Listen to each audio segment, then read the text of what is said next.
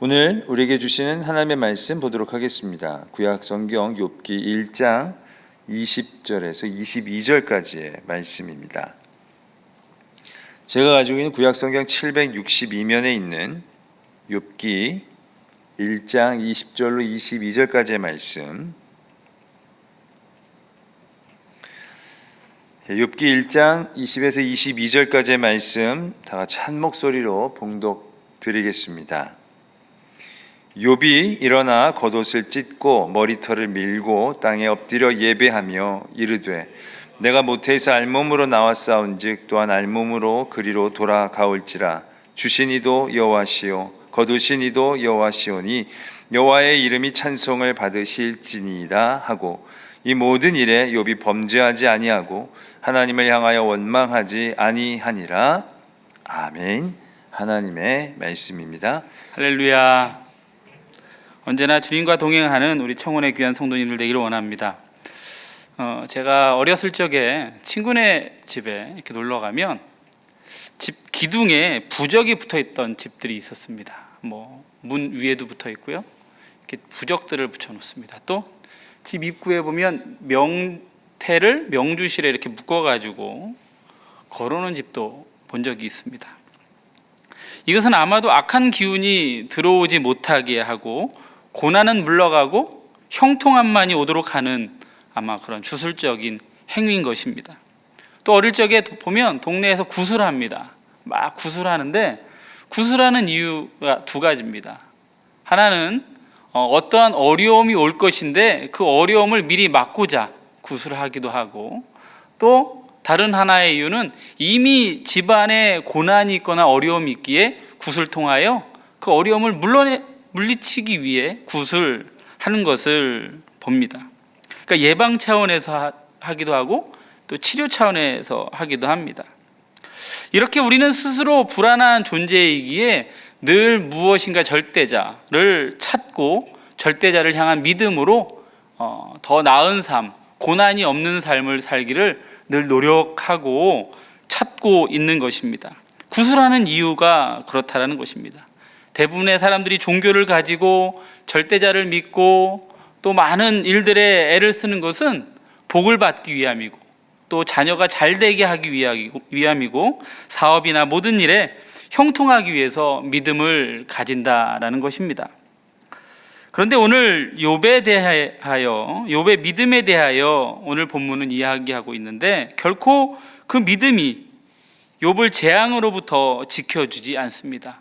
오히려 큰 재앙이 욥의 삶을 관통합니다. 하나님이 그토록 자랑하던 욥입니다.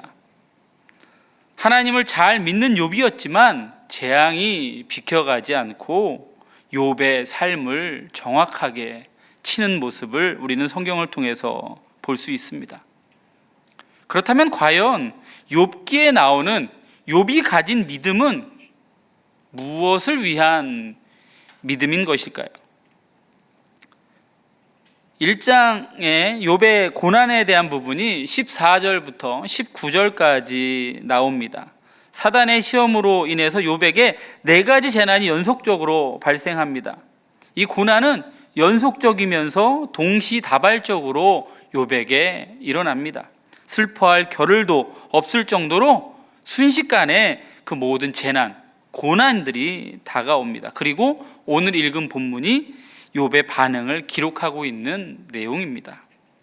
우선 1장 14절 말씀을 보면 말씀이 이렇게 기록하고 있습니다. 사환이 욥에게 와서 아뢰되 소는 밭을 갈고 나귀는 그 곁에서 풀을 먹는데, 이렇게 나옵니다. 이 내용으로 볼 때 이 욥의 고난의 시작의 날에도 특별한 이상 징후가 없었다라는 겁니다. 여느 때와 같이 소는 밭을 갈고 나귀는 그 옆에서 풀을 먹는 그러한 평상시와 동일한 날이었다라는 것입니다. 우리가 드라마나 영화를 보면 어떤 불길한 조짐이 올 때 그릇이 깨진다거나 유리잔이 깨지고 연필이 부러지고 이러한 전조가 있습니다. 그러나 오늘 성경에는 어디에도 봐도 어떠한 전조도 없이 평화로운 일상의 날입니다.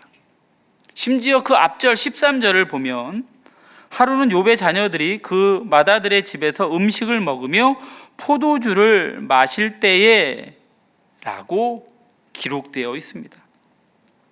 부모의 입장에서 나의 자녀들이 서로 우애하며 잘 지내는 모습은 부모님의 행복일 것입니다. 모든 부모들의 바라는 모습일 것입니다. 이렇게 욥에게 있어서는 어쩌면 이 날이 평상시의 날보다도 더 행복하고 복된 날이다, 이렇게 생각할 수 있었을 것입니다. 이렇게 고난이라는 것은 상상도 할 수 없는 그 날에 자녀들이 마시며 즐거워하는 그 맏아들의 집에서 함께 평화로운 일상을 보내는 그 행복한 날에, 그러한 날에 고난이 욥의 가정에 찾아오게 되는 것입니다. 행복한 일상에 갑자기 사환이 욥에게 달려와서 이를 전합니다. 15절 말씀 보겠습니다. 15절에 스바 사람이 갑자기 이르러 그것들을 빼앗고 칼로 종들을 죽였나이다. 나만 홀로 피하였으므로 주님께 아뢰어 왔나이다. 그 16절에 또 이렇게 나옵니다. 그가 아직 말하는 동안에,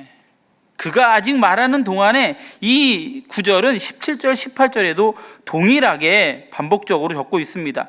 이것은 마치 어떤 사건이 발생하기를 기다리기라도 했다는 듯이 사건이 발생하게 되고 종들은 그 일을 주인에게 사건의 상황을 알리는 것으로 성경은 묘사하고 있습니다. 이것은 사실 사건의 크기도 중요하지만 이 재앙이 연속적으로 닥쳤다라는 것입니다. 이렇게 3번의 사건 또한 엄청난 충격적인 사건입니다. 스바 사람이 소와 나귀를 죽이고 종을 죽이고, 또한 하나님의 불이 양과 종들을 죽입니다. 갈대아 사람들이 쳐들어와서 낙타와 종들을 다 죽여버리게 됩니다. 이렇게 여러 가지의 재앙을 통하여 욥의 모든 재산, 가축과 종은 다 사라졌습니다. 일순간 모든 것을 잃어버렸습니다. 그리고 마지막 고난 19절에 큰 바람이 불어 큰아들의 집에 가족 모임을 하던 자녀들을 한꺼번에 죽게 하는 그러한 큰 사건이 벌어집니다. 이는 상상하지 못한, 예상치 못한, 상상하기조차 싫은 비극적인 재앙이 욥에게 닥쳐오면서 욥이 모든 희망을 잃고 절망과 낙담에 빠지게 되는 것이 당연하다는 것으로 모든 흐름이 이끌어져 갑니다. 그리고 혹은 하나님을 원망하는 것으로 결론 지어져도 누구가 거기에 토를 달거나 이의를 제기할 수 없는 그러한 상황으로 진행되어지는 것을 보게 됩니다. 2006년 10월 2일에 미국 펜실베니아주 소도시 니켈마인스에서 총기 난사 사건이 터집니다. 이 일로 여학생 14명이 죽게 됩니다. 그리고 총기를 난사한 범인은 그 자리에서 자살을 해버립니다. 그런데 알고 봤더니 이 사건을 저지른 범죄의 원인이, 이 범인의 자녀가 9년 전에 세상에 태어났는데 그 9년 전에 태어난 그 딸이 20분 만에 죽었다라는 거예요. 그러면서 이 범인은 신에 대한 분노와 세상에 대한 원망으로 가득 채워져 있다가 결국은 이러한 끔찍한 일을 벌이는 그러한 범인이 되었던 것입니다. 이렇게 우리의 사람은 세상을 향하여, 신을 향하여 원망을 품을 수 있는 존재들입니다. 욥은 니켈마인스 사건의 범인보다도 더 큰 아픔과 고통의 시간을 맞이합니다. 이러한 상황은 당연히 욥이 믿고 의지하던 여호와에 대한, 하나님에 대한 믿음까지도 흔들리게 하는 것뿐만 아니라 하나님을 원망하고 세상을 원망할 만한 엄청난 사건이었다라는 것입니다. 사탄은 그것을 분명히 알기에, 인간의 약한 부분을 알기에 재물을 치고 그의 자녀를 치면서 욥의 신앙을, 욥의 믿음을 흔들어 버리는 것입니다. 점진적으로 다가오는 고통은 혹은 사람을 익숙하게 만들 수도 있습니다. 그래서 고통을 이겨낸다라기보다는 고통에 길들여지는 모습들을 또한 우리는 많이 보게 됩니다. 그러나 오늘 욥에게 오는 그러한 쓰나미와 같은 커다란 고통은 죽음보다도 더 큰 고통이기에 어떠한 소망이나 의지를 갖기보다는 극단적인 결단, 하나님을 배반하는 일까지도 충분히 할 수 있는 상황이 만들어지게 될 수 있다는 것입니다. 그런데 그러한 어마어마한 고난과 고통 속에서 욥의 모습을 우리는 주의하여 보아야 합니다. 그러한 고난을 맞이한 후 욥의 반응이 오늘 읽은 우리가 오늘 봉독한 본절의 내용입니다. 20절의 말씀 한번 보겠습니다. 20절, 욥이 일어나 겉옷을 찢고 머리털을 밀고 땅에 엎드려 예배하며. 큰 고난과 고통을 당한 욥의 첫 번째 반응입니다. 그 네 가지 사건이 있을 사이 욥은 어떠한 것도 반응할 겨를도, 슬퍼할 겨를도, 놀랄 겨를도 없이 모든 고난을 그대로 맞이해야만 했습니다. 그리고 이제 처음 그 고난을 당하고 반응한 것이 욥은 일어나 겉옷을 찢었다라는 겁니다. 겉옷을 찢는다라는 것은 주체할 수 없는 고통과 슬픔에 표출하는 행위입니다. 그리고 머리털을 밀었습니다. 머리털을 밀었다라는 것은요, 이 시대의 고대 근동에서는 머리털이 건강과 힘의 상징입니다. 명예의 상징입니다. 그런데 머리털을 민다라는 것은 나는 가치 없는 인간이다라는 고백적 의미가 있는 겁니다. 그리고 욥은 어떻게 합니까? 엎드려 예배하였다라는 겁니다. 옷을 찢고 머리털을 밀고 엎드려 예배하였다는 것, 이것이 고난을 맞이하는 욥의 모습이었습니다. 어느 목사님이 쓰신 책에 나온 내용입니다. 한 목사님께서 새벽에 장례식을 참석하려고 원효대교를 운전하면서 건너다가 깜짝 놀랐답니다. 다리 중간쯤에 차를 타고 지나가는데 시커먼 물체가 그 차도로 막 움직이고 있다라는 거예요. 새벽이니까 얼마나 더 놀랬겠습니까? 그리고 가만히 봤더니 사람이더라는 거예요. 사람이 검은 양복을 입은 사람이 인도도 아니고 차도로 막 뛰어가고 있다라는 거예요. 그것도 다리 위에서. 야, 이런 밤에 인도도 아닌 차도로 다니는 저런 사람 얼마나 위험합니까? 그러니까 목사님 속으로 이렇게 생각했다는 거예요. 아니, 저런 미친 사람이 있나? 죽으려면 혼자 곱게 죽어야지. 이 별짓을 다 하는구나. 이 새벽에 까만 옷을 입고 인도도 아닌 차도로 다니면 어떡하겠다는 것인가? 라면서 이제 옆으로 싹 지나가는데 그 모습이 눈에 많이 익었다라는 거예요. 보니까 후배 목사님이더라는 거예요. 그리고 차를 얼른 세우고 태웠답니다. 그리고 막 야단을 쳤죠. 그렇게 위험한 일을 하면 어떡하느냐. 이 새벽에 이 대교 위를, 다리 위를 그렇게 뛰면 어떡하냐라고 얘기했더니 후배 목사님이 이렇게 얘기하더랍니다. 참 그 대답이 기가 막혔다라는 거예요. 후배 목사님에겐 2살짜리 아들이 있는데 간암 판정을 받았답니다. 그래서 하루빨리 간 이식 수술을 해줘야 되는데 이 목사님이 지방간이라는 거예요. 그래서 수치가 높아서 아들에게 간 이식 수술을 해줄 수 없다는 것입니다. 그러니까 얼마나 마음이 탔는지 하루라도 빨리 간 수치를 내려서 아들을 살려야 되겠다는 마음으로 어디를 가든지 뛰어가겠다라고 결심했다라는 거예요. 신방을 가도 뛰어가고 무슨 일이 있어도 뛰어간다라는 겁니다. 그래서 이 새벽에 위험을 무릅쓰고 장례식장을 참석하려고 새벽에 다리를 건너서 뛰고 있었다라고 이야기했다라는 겁니다. 당사자인 아이는 너무 어려서 자기가 지금 어떤 상황인지도 모르고 그 아버지가 새벽에 그 원효대교를 달렸는지를 알지도 못하는 그런 아이인 것입니다. 사실 우리는 그런 하나님을 알 수도 없는 그러한 미약한 존재들입니다. 하나님의 일하심, 하나님의 원대한 계획을 우리는 알지 못합니다. 우리는 그냥 눈앞에 펼쳐진 우리가 보이는 것들만 가지고 기뻐하기도 하고 슬퍼하기도 합니다. 그러나 우리는 하나님의 계획하심을 믿어야 하는 성도입니다. 일이 일비하는 것이 아니라 우리의 믿음을 가지고 하나님께서 우리에게 허락하신 때를 기다릴 수 있어야 되는 겁니다. 그래서 우리의 믿음은 복을 구하는 것에 필요한 것이 아닙니다. 고난을 넘어가기 위하여 필요한 그 믿음이 우리에게는 필요하다라는 것입니다. 큰 파도, 고난이라는 큰 파도를 넘기 위한 것, 그것이 우리의 믿음입니다. 그 바다에서 파도를 타는 서퍼들이 있습니다. 그 사람들은요, 파도를 기다립니다. 큰 파도를 늘 기다립니다. 그런데 그냥 기다리진 않습니다. 그 손에 무엇이 있습니까? 보드가 있습니다. 보드를 들고 기다렸다가 파도가 오면 파도를 타고 넘는 것입니다.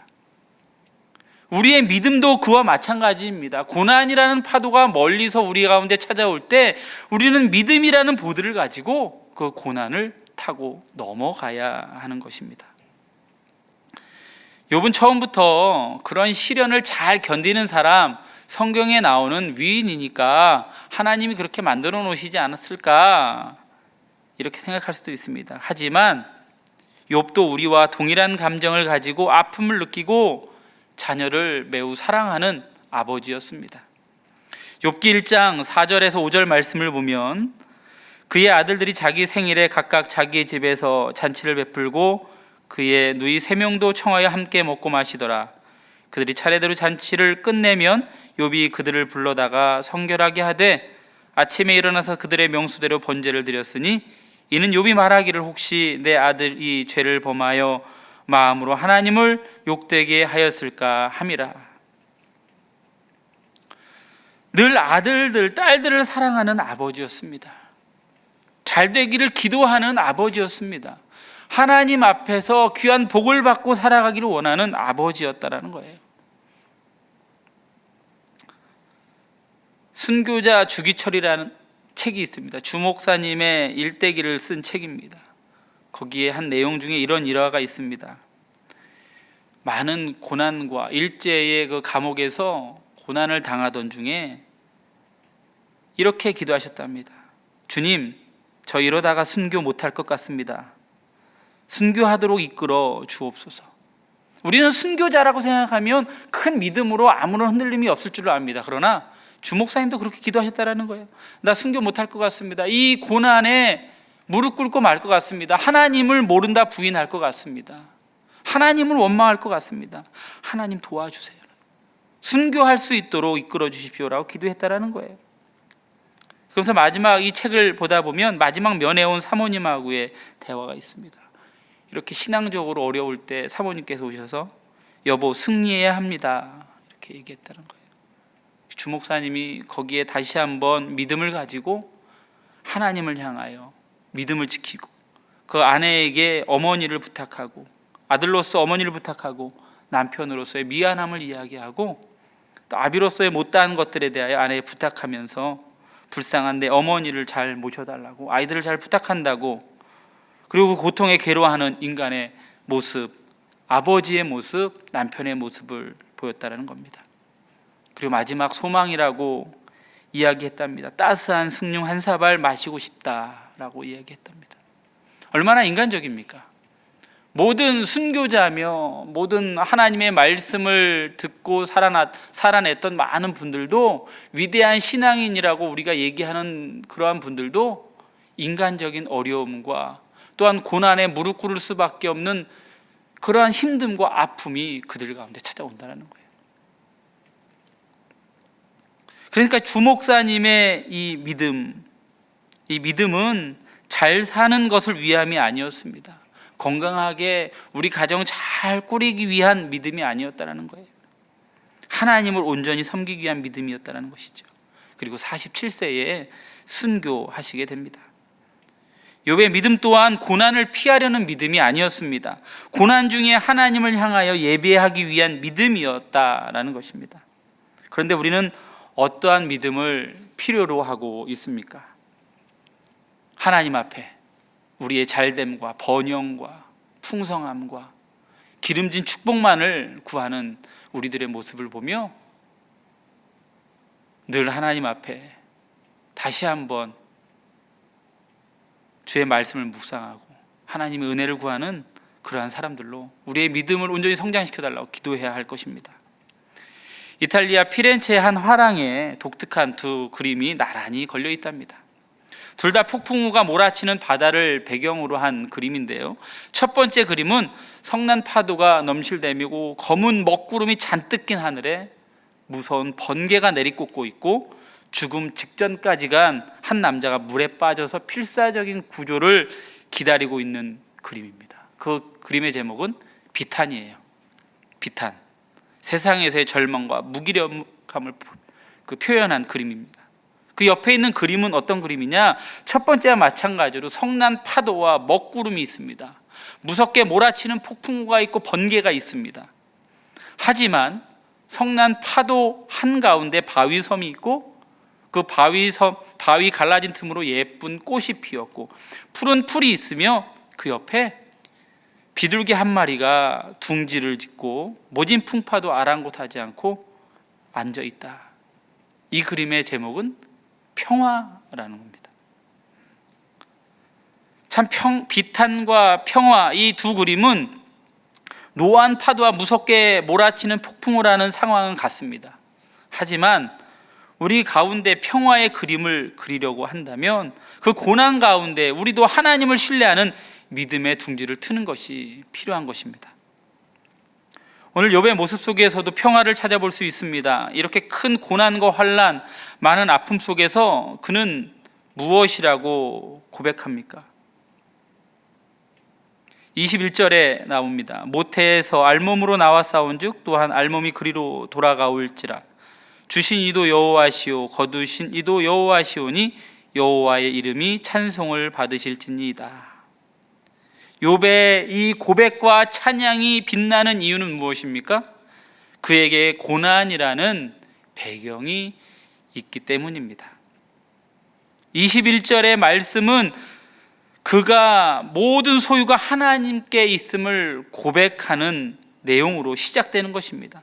내가 수고했고, 내가 사랑했고, 내가 모았고, 내가 건사했지만 그것이 내 재물도 아니요, 내 자녀도 아니요, 모든 것이 하나님의 것이고 하나님께서 주셨고 하나님께서 취하신다. 주신 이도 여호와시오 거두신 이도 여호와시다. 이러한 욥의 믿음은 과연 고난 중에 빛나는 능력이요 고난을 이기는 힘이 되는 것입니다. 시편 119편 71절에 고난당한 것이 내게 유익이라 이로 말미암아 내가 주의 율례들을 배우게 되었나이다. 야고보서 5장 13절에 너희 중에 고난당하는 자가 있느냐 그는 기도할 것이요. 우리는 고난 가운데 주의 말씀을 배우고 깨달아야 합니다. 또한 고난이 찾아올 때 우리는 원망하는 것이 아니라 기도해야 하는 것입니다. 결국 우리가 하나님을 향한 믿음이 필요한 이유는 고난을 피하기 위함이 아니라는 거예요. 복을 많이 받기 위함도 아니라는 것을 알아야 합니다. 우리의 믿음은 고난 중에 말씀을 깨닫고 하나님께 기도하고 고난 중에 빛나고 높은 보좌에 계신 하나님을 향하여 우리의 눈을 드는 것, 그것이 우리의 믿음이 필요한 이유라는 것입니다. 그렇게 욥은 인간의 극심한 고통 속에서 하나님을 찬양하였습니다. 오늘 본문에서 이 찬양은 큰 의미가 있습니다. 왜냐하면 하나님께 찬양하는 이 순간에 어떠한 찬양의 이유나 인간적인 감사의 상황이 없었고 오히려 욥은 고난 중에 있었다라는 것입니다. 다시 말해서 우리의 일과는 무관하게 우리의 인생에 어떠한 일이 벌어지든지 간에 하나님은 찬양받기에 합당한 분이시라는 것입니다. 여기에서 우리는 1장 9절의 말씀을 한번 봐야 합니다. 욥기 1장 9절입니다. 사탄이 여호와께 대답하여 이르되 욥이 어찌 까닭 없이 하나님을 경외하리까? 이 구절을 통하여 우리는 욥의 하나님을 향한 그 찬양의 이유를 보게 됩니다. 욥은 까닭 없이 하나님을 경외하고 하나님을 찬양한 것이었습니다.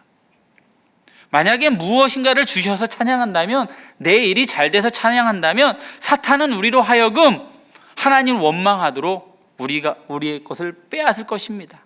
그리고 우리에게 극심한 고통을 안겨줄 것입니다. 오늘 본문 22절 마지막 절입니다. 이 모든 일에 욥이 범죄하지 아니하고 하나님을 향하여 원망하지 아니하니라.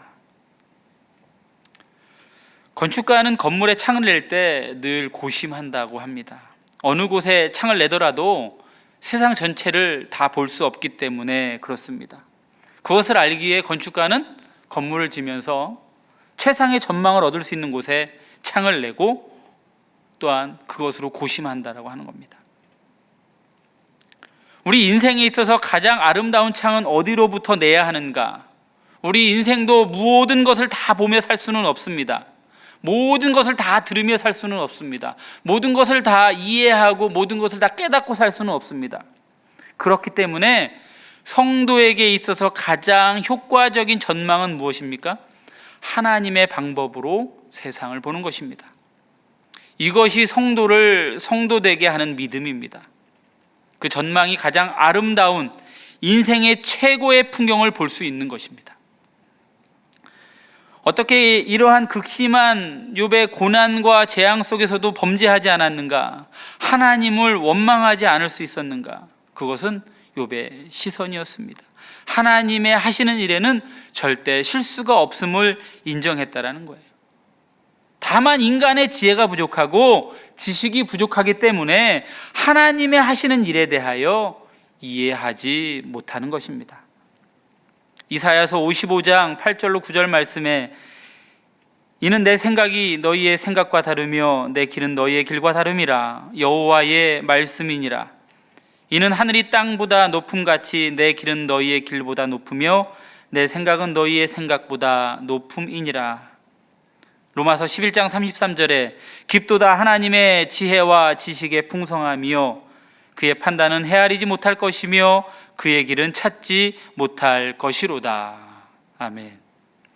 22절 이 일의 결국을 맞이한 욥은 이 모든 일에 욥이 범죄하지 아니하고 하나님을 향하여 원망하지 아니하니라. 욥은 원망하지 않았습니다. 원망이 무엇입니까? 사전으로 찾아보면 이렇습니다. 못마땅하게 여기어 탓하거나 불평을 품고 미워하는 것이 원망이다. 이렇게 사전에는 정의합니다. 또 원불교에서는 원망을 이렇게 정의하는데요, 너무 오늘의 말씀과 잘 맞아서 제가 말씀 읽어드리겠습니다. 원불교에서는 원망을 이렇게 해석합니다. 은혜의 진리를 알지 못하는 것에서 나오는 것이다. 감사라는 보은의 실천에 반대되는 개념으로서의 행위다. 이렇게 나옵니다. 또 지나친 욕심으로 항상 만족할 줄 모르는 것이고 개인적으로는 타락의 원인이 되고 사회적으로는 혼란과 투쟁의 원인이 된다. 이렇게 원망을 정의했더라고요.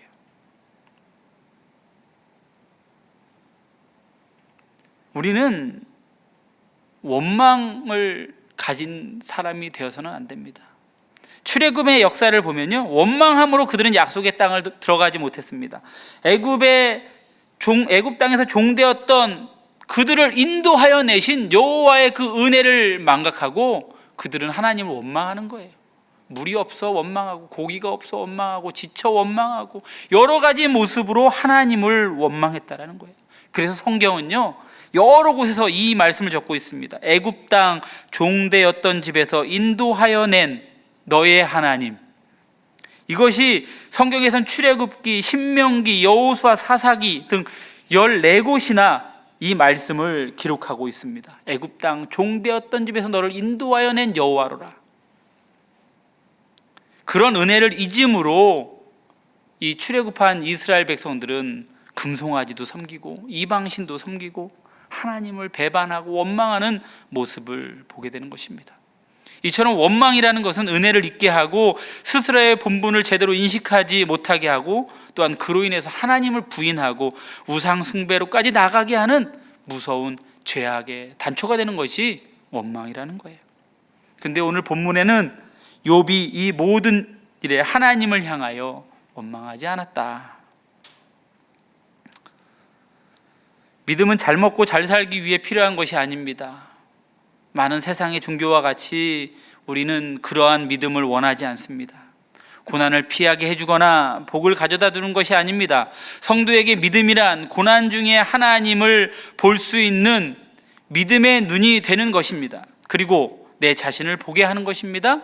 그리고 또한 아무 까닭 없이 하나님을 경외하고 하나님을 예배할 수 있게 함이 바로 믿음이라는 것입니다. 우리는 세상에 살면서 많은 고난을 당할 수밖에 없습니다. 크든지 작든지 나름대로 각자의 고난이 옵니다. 이것은 누구나 당할 수 있는 것입니다. 지금 행복하다고 오지 않는 것이 아닙니다. 그러나 그 고난으로 인하여 범죄하고 원망할 것이 아니라 우리에게 주신 믿음을 통하여 하나님 앞에 있는 내 자신을 발견하고 고난 중에도 예배할 수 있는 그러한 믿음의 성도들이 되어야 할 것입니다. 우리는 믿음을 가지고 하나님을 향하여 범죄하지 않고 원망하지 않는 하나님의 복된 성도들 되기를, 우리 청원의 모든 가족들 되기를 주님의 이름으로 축원합니다. 기도하겠습니다. 우리 함께 먼저 기도하겠습니다. 오늘 주신 말씀에 의지하며 우리가 욥과 같이 고난 중에 하나님을 온전히 바라볼 수 있는 성도 될 수 있도록 기도하기를 원합니다. 어렵고 힘든 이 시간을 우리가 보내고 있지만 이 시간 가운데 온전히 믿음 잃지 않고 하나님 앞에 늘 감사하며 하나님 앞에 범죄하지 않는 우리 믿음 가질 수 있도록 우리의 고난의 이유를 찾기보다는 먼저 하나님 앞에 스스로 성찰할 수 있는 건전한 믿음을 위하여, 또 믿음으로 우리의 어려움을 잘 넘어가는 성도 되도록, 또한 어려움 당한 교우와 우리 청운교회와 그리고 한국교회, 또 이 나라와 이 민족, 수해로 어려움 당하는 많은 이웃들, 전염병으로 신음하는 모든 이들을 위하여 이 시간 다 같이 통성으로 기도하겠습니다. 사랑해 주님 감사합니다. 늘 부족하고 연약한 우리를 사랑하셔서 하나님의 큰 믿음의 자녀 삼아주시고 오늘도 우리에게 귀한 믿음 허락하여 주셔서 주님을 예배하게 하심을 감사드립니다. 세상이 우리를 향하여 손가락질하고 어려움 당한 이때에 하나님 우리의 믿음을 가지고 이 모든 고난의 어려운 시간들을 잘 이겨내게 하시고 하나님의 한량없는 은혜와 축복을 기대하며 우리의 삶을 살아가게 하여 주옵소서. 우리가 이유 없이 주님을 예배하고 찬양케 하시며 경배케 하시고 하나님의 귀한 믿음의 자녀로서 늘 승리하는 하나님의 자녀들 되게 하시고 우리 청원교회를 늘 기도하고 한국교회를 위하여 기도하며 나라 민족을 위하여 어려움 당한 이들을 위하여 기도할 수 있는 하나님의 복된 성도들 되게 하여 주옵소서. 하나님을 사랑합니다. 하나님 믿음으로 승리케 하여 주시고 오직 주님과 함께 힘써 주의 향한 믿음을 지켜나갈 수 있는 하나님의 축복의 사람 될 수 있도록 하나님 함께 하여 주옵소서. 오늘의 모든 은혜를 감사드립니다. 예수님. 사랑해 주님 감사합니다. 늘 부족하고 연약한 우리들을 사랑하여 주셔서 오늘도 거룩하고 복된 성의를 허락하시고 온종일 주의 말씀에 귀 기울이며 영과 진리로 예배케 하심을 참으로 감사합니다. 하나님의 전에 나아갈 수 없는 아픔과 괴로움의 고난 속에 있지만 하나님께서 우리의 믿음을 지켜주셔서 어디에 있든지 주님을 향한 믿음 잃지 않도록 주님 인도하여 주시고 이들 통하여 하나님 앞에 늘 감사하며 우리의 삶을 돌아볼 수 있는, 주님 앞에 회개하고 주의 뜻을 깨달아 알 수 있는 믿음의 사람들 되게 하여 주옵소서. 이 나라 이 민족이 너무 어려운 가운데 있습니다. 한국교회가 어려움에 처해 있습니다. 하나님께서 긍휼히 여겨주셔서 이 땅을 복되게 하여 주시고 오직 주의 말씀이 다시 한번 이 땅 가운데 선포되어지며 하나님의 사람들이 이 땅을 사랑하며 이 민족과 이 나라를 사랑하여 더욱더 주님 앞에 열심히 기도할 수 있는 한국교회와 또한 모든 성도 될 수 있도록 주님 인도하여 주옵소서. 또한 수해로 전염병으로 어려움 당하는 많은 이들이 있습니다. 하나님 찾아가 위로하시고 하나님이 산소망 되어주셔서 그들 가운데 큰 믿음으로 다시 한번 힘을 얻을 수 있는 귀한 은혜의 시간 또한 하나님께서 위로로 허락하여 주옵소서. 우리 청운의 성도들 늘 주의 전을 사모하게 하여 주시고 하나님의 말씀 앞에 깨달음을 얻게 하시고 하나님 앞에 기도하게 하시고 예배하게 하셔서 언제 어디서나 주님의 귀한 자녀로 믿음 잃지 않고 주님을 향하여 오직 주님의 이름을 찬양하며 예배할 수 있는 우리 믿음의 성도들 되게 하여 주옵소서. 또한 한 주간 살아갑니다. 하나님 한 주간 지키시고 인도하여 주셔서 어떠한 세상의 유혹에도 넘어가지 않게 하시고 고난도 잘 이겨내게 하시고 우리의 믿음이 하나님이 기뻐하시는 귀한 믿음의 삶, 성도의 삶 살아내는 우리 모두가 되게 하여 주옵소서. 우리의 가정의 모든 일들과 또한 사업의 일들, 건강의 모든 문제들 하나님께서 해결하여 주시고 하나님의 귀한 은혜와 형통의 축복 또한 허락하여 주옵소서. 지금은 우리 구주 예수 그리스도의 은혜와 하나님 아버지의 무한하신 사랑하심과 성령 하나님의 감화감동 교통하심이 하나님을 향하여 온전한 믿음으로 이 세상의 고난을 이겨나가기로 다짐하는 하나님의 자녀들 위해, 우리의 가정과 일터 위에, 우리의 믿음 위에 이제로부터 영원토록 함께 하옵시기를 간절히 축원하옵나이다. 아멘.